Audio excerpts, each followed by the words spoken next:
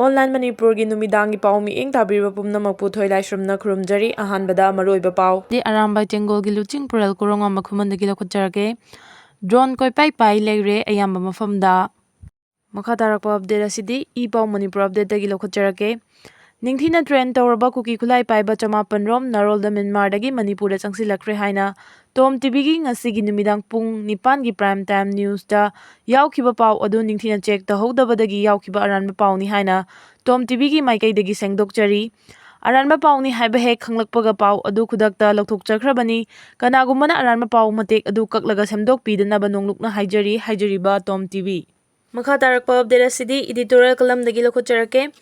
MLA सिंगना मराइबाग Manipur कन्नबा लौफम थोकपा थौदांग अदु मियामना लहोटनबा अकनबा खोंजंग मथौ ताई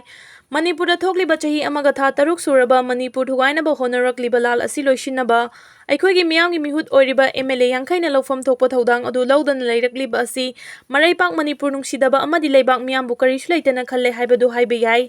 MLA हुमफु लैबगी मनुंगदा चिनकुकी MLA तारा अमना Manipur थुगाइनबा इफोंग फोंगना थबक तौरकपदा MLA यांखैना करिसु तौबा ngamdana कुमाई येंगदुना लैबगुम लैथोकली मखोगी मथक्ता आइनगी ओइबा थबक लौखनबा MLA यांखैना करिगुम्बा थबक अमत्ता पाइखतना काउ थाबगुम थमलिबसी यामना लाली पुमनमक्सिगी मनुंगदा MLA यांखैना मणिपुर थोकलिबा लाल असि लोइसिनबा भारत लैंगांगना लौफम थोकपा थौदांग अदु लौबिद्रे हाइबसी खंगलबनिना मराइबाग मणिपुर कन्नबगीदमक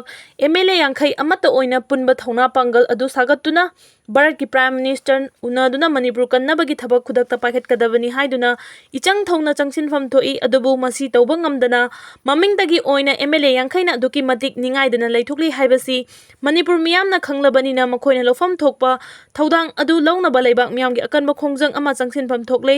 मदुना केंद्र की बोर्डर ओइरिबा लैबाग मियामना MLA सिंगी मफमदा मराइबाग मणिपुर कन्ननबा लौफम थोकपा थौदांग अदु चपचाना लौगदबनी हाइदुना अकनबा इहौ अमा हुजिक फाउबा चंगसिनदना लैरिबा असि यामना लाली मिखलगी मतमदा मखोइबु मियामना बोट पीदुना मियामगी मिहुत MLA अममम ओइना थागतखिबनी अदुगा हौजिकना MLA अममम ओइबगी लौफम थोकपा थौदांग अदु चपचाना लौबा ngamdana लैरे हाइबा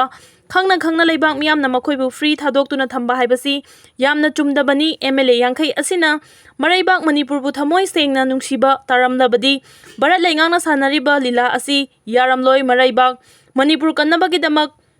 भारत लैंगाकी मथक्ता चंगसिनफम थोकपा अकनबा खोंजंग हाना चंगसिनलमलगदबनी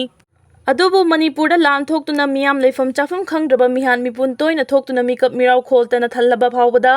MLA सिंग मखोइगी इमुंग सोक्ते हाइबगी मतागुम निंगाइदना लैथोकलिबा असि लैबाग मियामना चपचाबा परा अमा तंबिफम थोकलबनी मदुना केंद्रगी मियामना MLA सिंगी मयुमदा थोमजिन्दुना मणिपुर थोकलिबा लान असि लोइसिनबा होनबदा लौफम थोकपा थौदांग अदु चपचाना लौ हाइगदबनी करिगुम्बा थौदांग असि लौबा ngamdragadi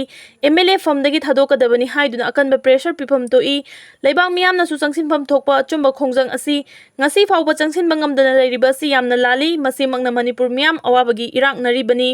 लैबाग असिगी मपुदी लैबाग मियामनी मियामगी खोलाउदी ताइबंग मपुगी खोलाउनी हाइनरीबनी मदुना लैबाग मियाम पुमनमकना मियामगी मिहुत ओइरिबा MLA सिंग असि मिकअप थोअनबा मतम ओइरे मदुना तना मखोइगी मराइबाग मणिपुर कन्ननबा लौफम थोकपा थौदांग लौद्रे हाइबा मयेक सेंगना खंगलबा फावबा लैबाग मियामना असुम निंगाइदना लैथोकलिबा असिदि यामना लाली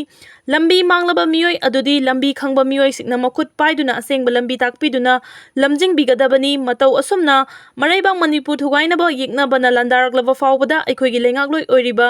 MLA यांखैना ngasi फावबा मखोइ मसेल अमत्तो ओइना पुनसिन्दुना दिल्लीदा चट्टुना भारत की लुचिंगबसिंगा मणिपुर कन्ननबा अकनबा खोंजंग चंगसिनगदबा अदु चंगसिनबा ngamdana लैरकलिबा असि मराइबाग मणिपुर नुंसिदा हाइबा ताकपनी मरम अदुना लैबाग मियामना अकनबा इहौ हौदुना MLA यांखैगी वखल ताहनबा लौफम थोकपा थौदांग अदु लैबाग मियामना थिनथाबा